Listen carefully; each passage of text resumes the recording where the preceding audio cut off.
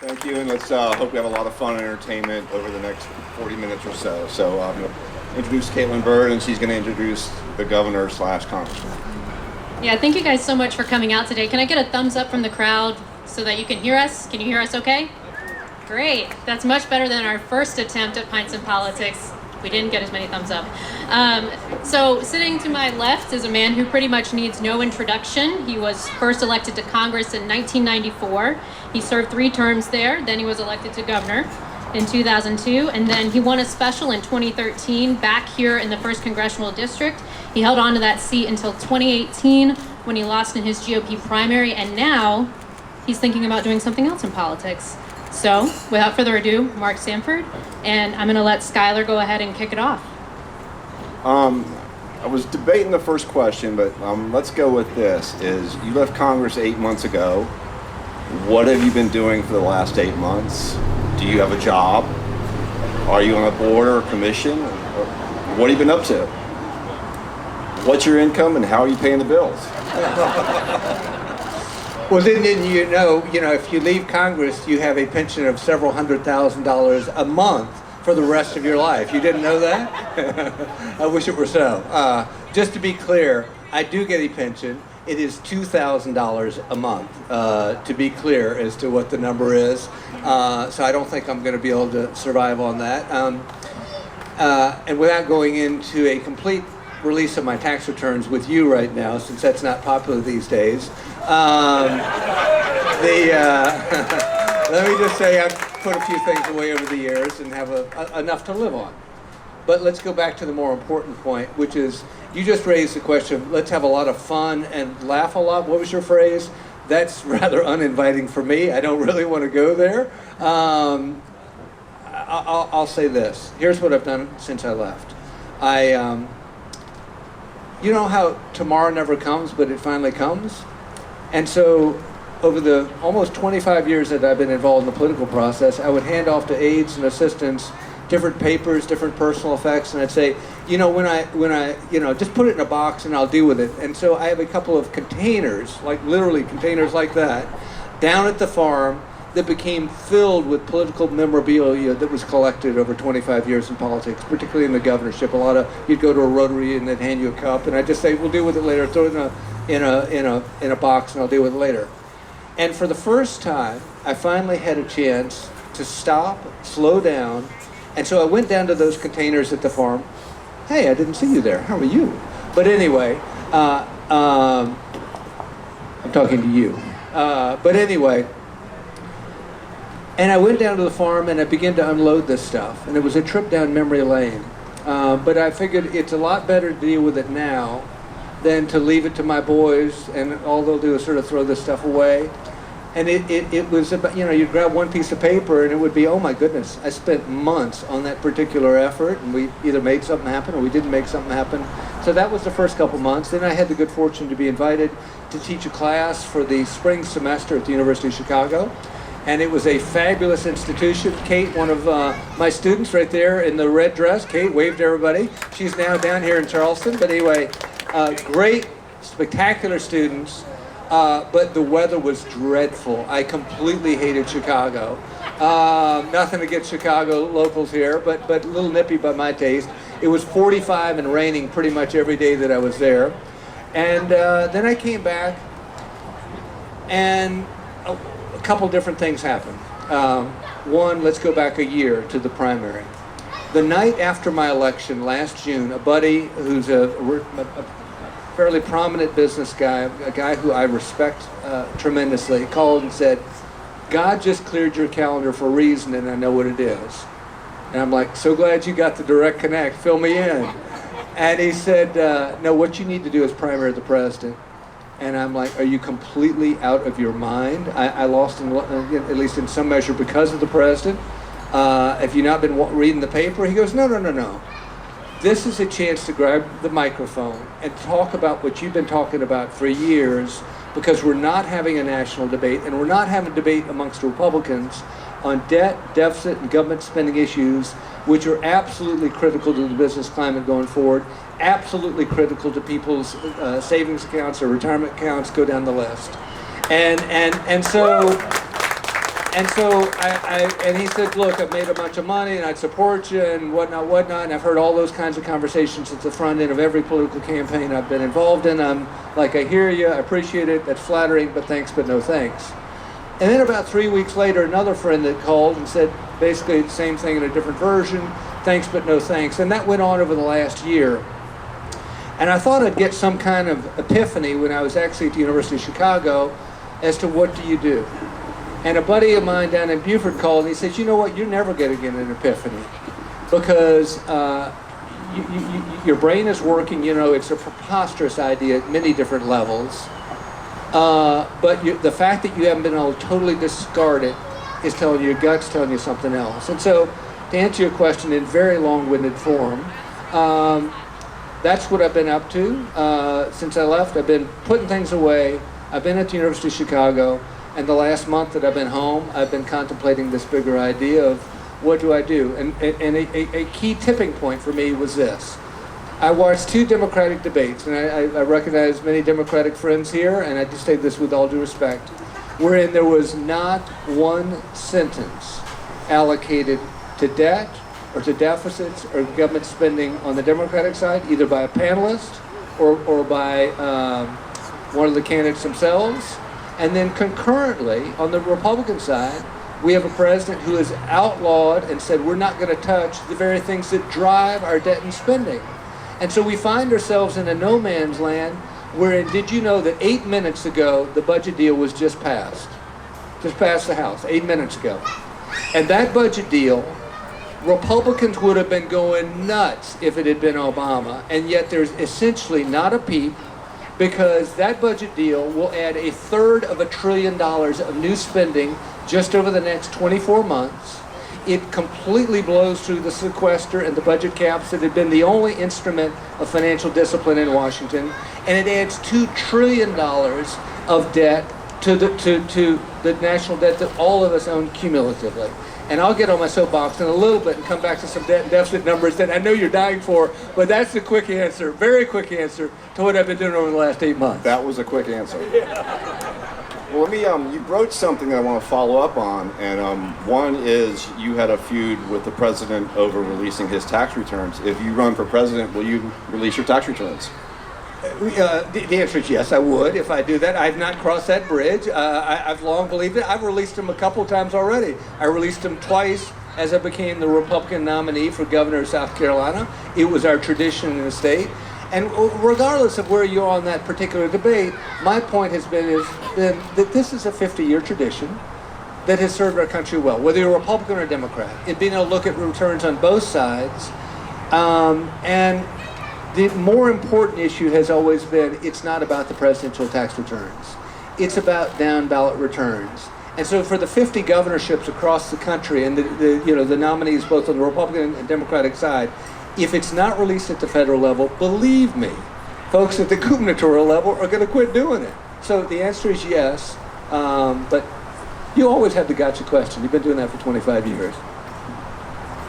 I got a question for you. So I couldn't help but notice when I arrived here today, I'm sure you noticed the same, that there is a little bit of an elephant in the room, and I'm really sorry in advance for the bad pun, but I spoke with a couple of people here who are proudly wearing Trump t-shirts, proudly wearing MAGA hats, proudly and loudly support this president. You have just said yourself that to even consider a run like this might be preposterous. What would you say to Trump Republicans and people who support the president about why the heck you're considering this? Why not just support the president? Because I've always been an issue guy. I mean, I look at, I bet we disagree on like 100 things, right? I mean, but we've known each other for a long time and we've worked on conservation issues together. We've worked on the issue of offshore drilling together. And so I've always been an issue, which is none of us at the end of the day, in terms of normal Americans, define ourselves solely by a Republican or a D t-shirt. We define ourselves by issues that we believe in. And if we're going to work in this republic going forward, we got to find some ways to work together as Republicans and Democrats. So I don't know your party labelship, but I bet it's not hardcore Republican. Is that a fair assumption? That is an accurate Yeah, that's an accurate assumption. And so what I'd say on that issue is, the same thing I said back in the primary, which is if you actually look at my voting record, I'm a Republican. And the preponderance of my votes have been in that direction and in accord with the president. I disagreed on a couple of things. I happened to disagree on the tax return, and he took that personally and kind of blew up from there. But that was a damned if you do, damned if you don't issue. Because what happened well before he got the nomination is a reporter comes up and asks, if whoever the next nominee is, do you think they ought to release their tax return?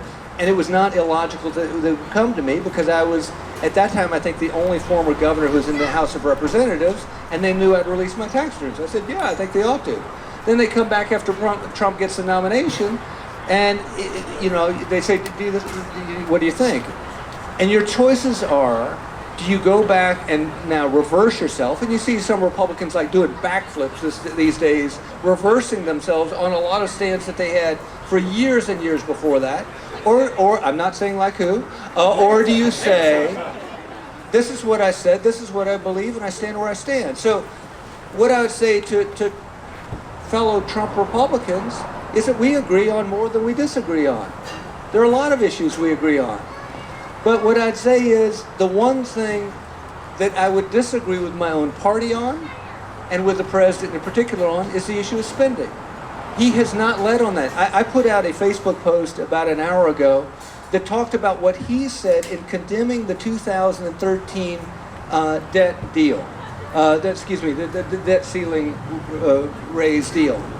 He condemned it. He said, I can't believe that Republicans would do this. This is in 2013. And that was a deal that was far better from a numerical and budgetary standpoint than the deal he just signed on to. And if we're going to solve the budget problems ahead of us, we have got to have leadership from the executive branch. I saw it firsthand when I was governor. You cannot have a legislative body lead on budgetary issues. It's just not the way that they're composed. And so what I'd say, again, in short form, answering the question is, I agree far more than I disagree with Trump Republicans on a whole host of different issues, because I am conservative.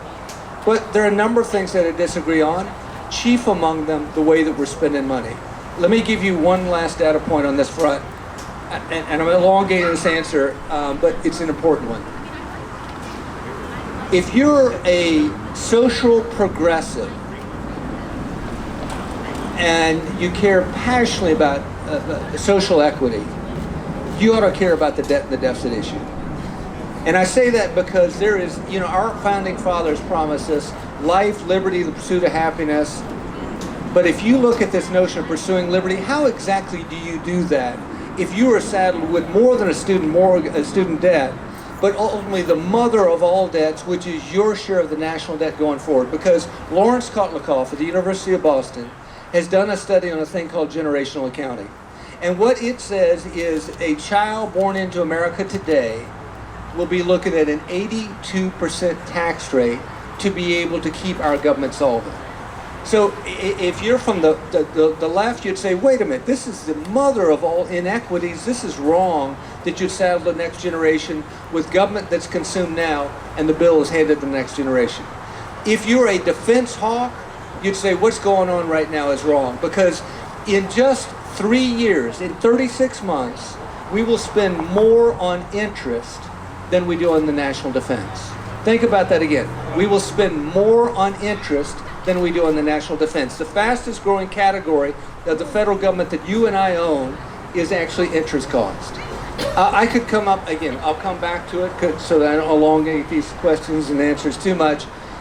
But there are startling numbers out there that say that we're walking toward a financial hurricane. And nobody's talking about it right now.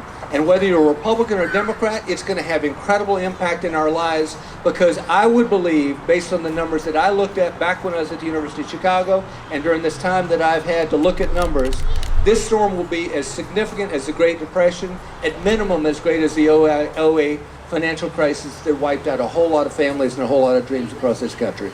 Let me ask you, how many times have you been to Iowa and New Hampshire prior to now? And what would a Mark Sanford campaign look like in Iowa and New Hampshire? How would you go from place to place, or talk, or even get an audience? The answer is I was on the phone with a couple folks from New Hampshire this afternoon, and they were saying, well, you might do this, and I would help arrange this, and could I pick you up at the airport if you want to do this, and that kind of thing. So these things are somewhat organic, but let me not get ahead of our skis, because you're trying to get me ahead of our skis. I have not said... You've got to be thinking, though, about it. You've got to think, how do I get to Iowa? What do I do there? Fair enough, and fair enough. And how many times have you been there before? I've been to New Hampshire and as a tourist, and I've been to Iowa once when I was governor, because they have a big Iowa State Festival or whatever it is, and I remember eating State Fair, that's what it was. I was out there once, for a couple hours as I was governor. I mean, so I haven't been there. But what I'd say is this. I want to not get ahead of my skis. What I've said is, over the next 30 days, I'm going to look at either starting an advocacy group to talk about debt deficit government spending, because I think it's the issue of our time that's not being talked about, and that's true whether you're a Republican or Democrat. We might come up with different solutions as to where we'd spend the money, but I bet everyone in this room would say whatever spending we have at the federal level, one, should not be passed to the next generation, two, should not set off a financial time bomb, and three, ought to be sustainable. And so I'm not there yet. I'm looking at it. That's all I'm doing right now. Well, let me ask you this. Have you had conversations with any friends in the South Carolina Republican Party about trying to ensure there is a primary for you to go to if it does happen? The governor seems to want one, but I think the Trumpites would do everything they could to squash it. Yeah, and that's, again, how many angels dance on the head of a pin? I don't know, and I don't particularly care because it's way outside my control. I mean, Drew McKissick came out with a rather sharp rebuke when this thought was first laid out. He's the chairman of the Republican Party. And I said, wait a minute. I didn't say I was running. I said I was going to take the next 30 days to look at ways to highlight what's a fundamental issue that's not being talked about at a national level that needs to be talked about. That's all I'd say. All right. We'll see.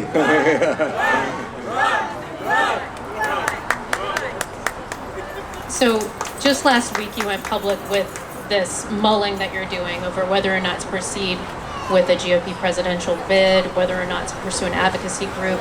Is 30 days long enough now that you're a week into it? I mean, how are you managing that? That's a pretty tight timeline, especially in the summer months, especially when the 2020 presidential is already pretty fast underway on the Democratic side.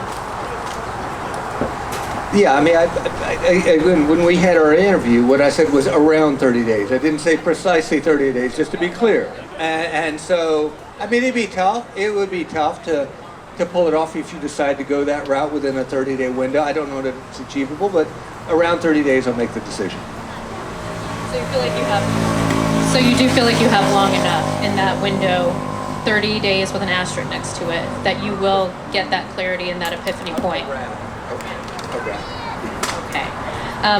Which Republicans or recently left the Republican Party, folks like Justin Amash, have you spoken to since going public about this idea? Has anybody reached out? I'm not going to, divulge personal conversations, but needless to say, I've talked to a couple members, both past members, retired, and current members. Do you want a debate with President Trump? Is that part of this? Do you want to be on the stage with him? And do you think that would happen? You've got 2 states, maybe 3, to make that pitch. Yeah, I mean, if you get in, the whole idea is to maximize the debate. I went to University of Virginia for business school, and they believed in the case study method there. And the fundamental premise behind the case study method is you throw an idea out in the middle of the floor and you debate it back and forth long enough till hopefully a better solution comes out at the bottom. I think that, whether it's a Republican Party, a Democratic Party, an independent, we're all made better by the debate of ideas. And I think that, frankly, on the Democratic side, they're winning the debate, and it's more versus more, with all due respect. I think that there needs to be a debate on the Republican side on why more versus more might not be the solution. But we're not having that debate. And if it's simply a debate between more versus more and silence, more versus more wins. And so, and I think that, if you went down King Street, let's say, and talked to the average person out there, I don't think that they would register particular alarm with regard to our financial situation. I would argue that we're at a more vulnerable financial position right now that at any point in our history, save the founding of our republic a couple years after the Revolutionary War, the Civil War, and World War II. We are in a much more precarious position than people realize, but I don't think that people perceive that. And so that's why I think a debate is important, not only in terms of solutions, but even recognizing that you have a problem, because other people say, oh, it's a sunny day outside, you know, I think we're at a low unemployment, relatively speaking, my 401k is doing okay, I guess we're okay. But it's exactly like what I used to experience when I was governor. We would issue, you know, evacuation orders for, let's say, Myrtle Beach. I remember doing that. And you're dealing with local law enforcement, and what they're saying is, we can't get the people off the beach. I said, we got to find a way. Because they're like, no, it's really beautiful out. Yeah, it is beautiful out. But in about 48 hours, you're going to have gale force winds. You might want to leave. That storm, that financial storm is coming our way. And the question is, are we going to deal with it politically, which means we can deal with it constructively in ranging priorities as both Republicans and Democrats alike? Or are we going to wait till the storm hits, in which case it's chaos theory in terms of how you deal with it? This is kind of builds on that. This is a question from Paige Lewis. What is the best way to communicate how the debt affects individual Americans? You're speaking to this audience up here. Bring it down a little bit and speak it a little bit plainer around a kitchen table. I think it's pretty basic. The number I just said doesn't seem to me like 30,000 feet. If a child born into America has to pay an 82% tax rate to keep current government promises in place, that seems to me to be pretty kitchen table. I mean, what we know is we'll never get to 82%. That's not that far from a thing called slavery that we got rid of. And so something's going to break between here and there. Historically, what has happened is that financial markets have a way of disciplining civilizations back into financial reality if politics don't. For those of you who have insomnia, I got a great book for you. It was written by a professor from the University of Maryland, a professor from Harvard. It's entitled This Time It's Different. Some of its methodology was questioned, but the larger point I think is valid. What they did in that study was they studied the last 800 years of financial history as it relates to governments. And what they found was that in near every instance, civilizations got to a tipping point wherein they had to decide, do we go back to what made us competitive and perhaps a world power in the first place, or do we stay on this happy but ultimately unsustainable cycle of upward government spending, upward government consumption? And 9 times out of 10, policymakers said, well, this time it's different. But of course it never was. Gravity always works, and it was the seeds of that civilization's undoing. So I would say, to make it real around the kitchen table, I'd say 82% doesn't work in a market-based economy. Something's going to give. I would say that if you look across the pages of history, you'd say that a lot of civilizations have had something go wrong, and more often than not, that's tied to the sustainability of their finances. I would say that let's go back to being, let's say, a progressive and caring deeply about the needs and wants of your fellow man here in this country. What you'd say is, think about this. The fastest growing area of expenditure in the federal government that you and I own is interest payments. And in just 1 year, at the federal level, we will spend more on interest than we do on children in the United States of America. That's all federal programs. That's education, that's welfare, that's aid to families, all of it. And so for the young person, I'd say most of them would have, if they're not that young, they would know of maybe a younger brother or sister. They'd say, this is crazy. If you think about it another way, I'm tempted to go into weird numbers, but let me throw you weird numbers. I know you don't want any weird numbers, but this is real. Think about this. For the last 100 years, household worth to GDP, now I'm getting really weird on you real fast. In other words, the worth of each one of us, all of us collectively, relative to the size of the economy, has stayed below 400% for about 100 years. It has only spiked above 400% 3 times in the last 100 years. Once in the tech boom, 2001, went to 450%. 2, again in the real estate bubble of 2008, went to 486%.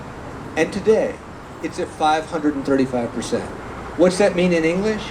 It means the house that you and I know over in Mount Pleasant that used to be a king daddy house in the 1970s is now a teardown, right? And we've seen it across the low country. Houses that were the nice house in the 1970s are the teardown of today, and the houses are bigger, more comfortable. We could be living in the 1920s and not even know it. Because in the 1920s, they didn't know that they were building mansions, and yet they were. And so I would say, without going into a lot of weird numbers real fast, we're at a startling tipping point relative to the asset values that drive our economy. 2/3 of our economy is driven by consumer spending. If asset values fall, consumer spending will fall, and it trickles through not just to people that have stocks and bonds and houses, it trickles through the actual economy, people's ability to get a job. And I appreciate you laying out those numbers. And this question actually comes from Towner. I had to listen to those numbers a lot last week. But this comes from Towner McGill of Mount Pleasant, who is also a loyal Palmetto Politics newsletter reader. And he asked, how do you legitimately feel you can begin to correct our national debt without severely harming entitlements or significantly reducing military spending? If so, how? The answer is you got to do both. Nothing can us to avoid the financial markets doing it for us. That's reality. Now, the reason that nobody's talking about this issue in Washington, because it does involve pain from all of us. But the much greater pain, and this is why we got to have a national conversation, is by doing nothing. Because then the financial markets do it for us. And you know what financial markets care about? They don't care if you're a Republican. They don't care if you're a Democrat. They don't care about political spin. They care about math. And if you look at the math, that's where it begins to be a real problem. So in answering your question, those who have not served in the military might think that there could be no waste in the military. But there is waste in the military, and it should not be exempt. We spend more on our defense budget than the top 10 industrialized countries, many of which are our allies, combined. So I'd say you have to include defense, and you have to include entitlements, because that's where the money is. It's about 2/3 of money. So when I was in Congress, I proposed a bill called the Penny Plan, and it's based on the notion that our founding fathers gave us of e pluribus unum, from the many one. Until we recognize that there is a real crisis, and again, it's Admiral Mike Mullen, the former chairman of the Joint Chiefs of Staff, when asked what's the biggest threat to the American civilization, he answers not the Taliban, not the Chinese, not the Russians. His answer was the American debt. And this is a military man talking. So we have to say, wait a minute, this is a big threat. Get in the boat together as Republicans and Democrats and say, let's sort this thing out, because if not, the financial markets are doing it for us. So the Penny Plan, what it does is it put, Einstein was once asked, what's the most powerful force in the universe? And his reply was compound interest. And so what it does is it puts the effect of compounding to work for you in actually limiting government. So it cuts a penny from every program in government for the next 5 years. If you do that, you end up back at a balanced budget. Now, my question to you is, would you give up a penny out of $1 for 5 years? And when I talk to most folks, they say, yeah, I'd do that. I'd be willing to do that if everybody else is. But right now, we got a food fight. And, if it's a Republican or a Democratic priority, I'm not giving because you won't give, so I'm going to hang on to my stuff. Nobody gets in the boat together. So what it's aimed at is coming up with a way for us to get in the boat together as Americans. And if you don't agree, if you can't come up with a solution in the Congress, then you go through the one penny plan, the one penny cut. But it could be by forcing the issue, and Congress only responds to a burning platform, the Republicans and Democrats come together in a way that they have not, and they say, all right, this is an existential threat. We will come and address it. All right, this program has more worth over here. We're going to leave this one alone. This one actually has some waste, and we'll go after this one. But that's the way I would approach it. Now, remind me, where did your penny plan stand when you did introduce it in Congress? Did it pass in the House? No, it did not. How would you push it forward then if you were in an executive position? Again, I keep going back to people will not respond to a problem that they don't believe is there. And fundamentally, people do not believe that we have a problem with debt, deficits, or spending currently. Again, let's take that walk down King Street, and I will guarantee you that 99 folks out of 100 that we talk to will say, I don't think we have a problem. I think that the first part, and this is why I think it's so important that there be executive branch leadership on this front, is to educate. The executive branch gets the bully pulpit. And if it was described as a real problem in concrete ways, not in a tweet, but I mean in a concrete way, and walking through the math and walking people through the numbers, I think you could actually begin to get somewhere. Here's from another one of our Palmetto Politics newsletter readers. Can you give us 2 Trump policies that you strongly agree with and 2 that you strongly disagree with? You know, I agree with his efforts. I don't agree with his methodology, but I agree with his efforts to secure the border. I mean, at the end of the day, you cannot have rule of law and a porous border. And so I think it is, you know, when I talk to Republican or Democrat friends, they say, you know, that's not cool. You just can't have thousands of people. Did you see the numbers the other day? There were like more than 3,000 people that were caught crossing the border in a single day.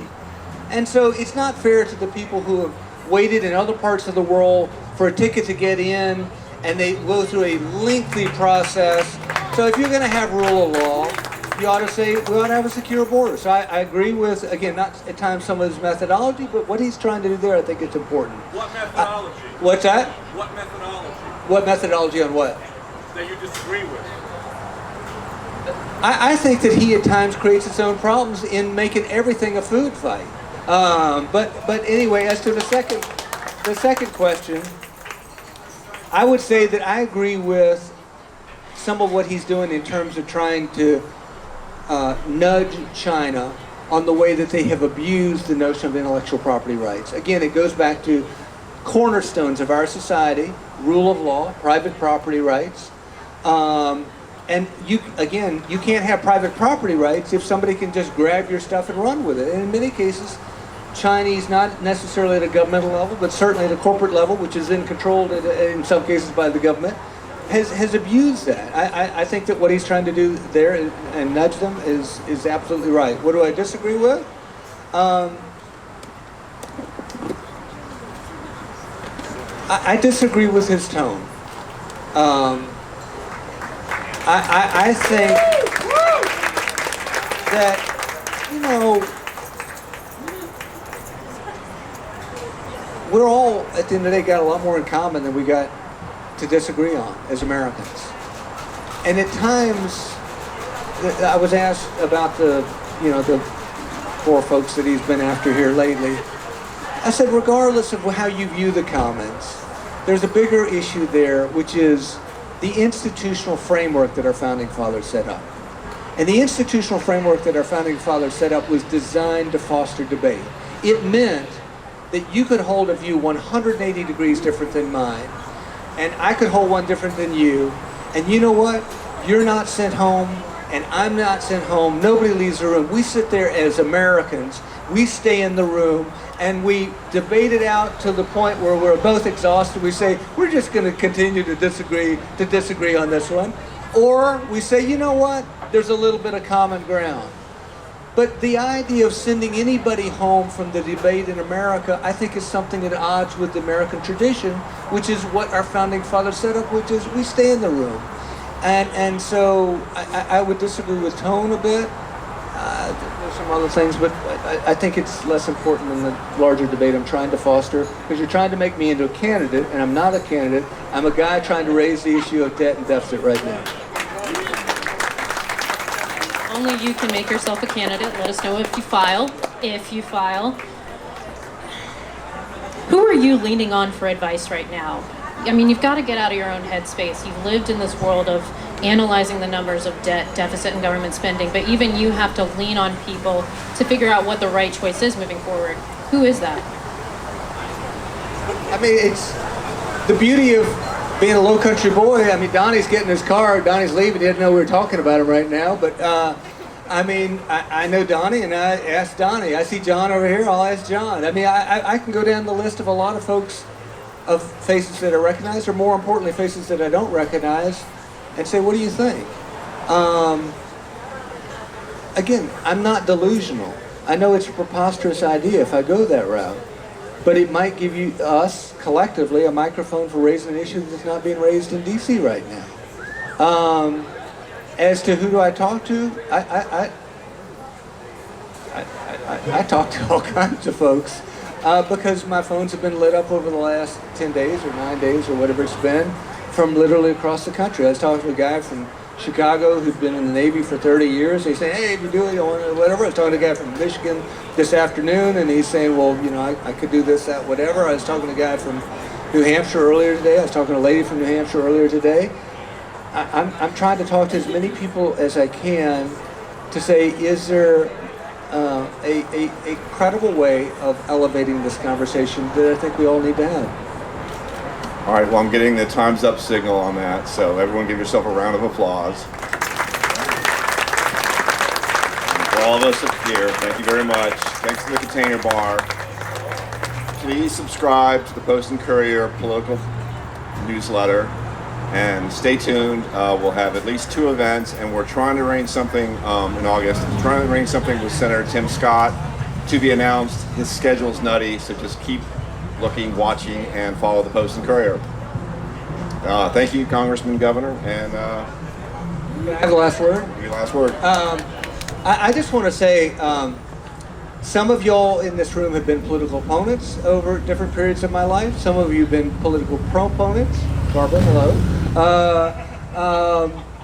And many of you I don't know. But I want to say thank you for caring enough about the world of politics to come out tonight. We are only going to solve these problems by coming together and kicking ideas around. And so to the Post and Courier, I'd say thank you all for setting up this format. And to each one of you, thank you very, very much for coming out tonight. And I would ask for your advice. I mean, that's what I'm earnestly trying to do over this 30-day window, to say, what do y'all think? You know, dumb idea, reasonable idea, crazy idea, whatever it is, I would very much enjoy and appreciate your input. Thanks so much. Appreciate it. Thanks.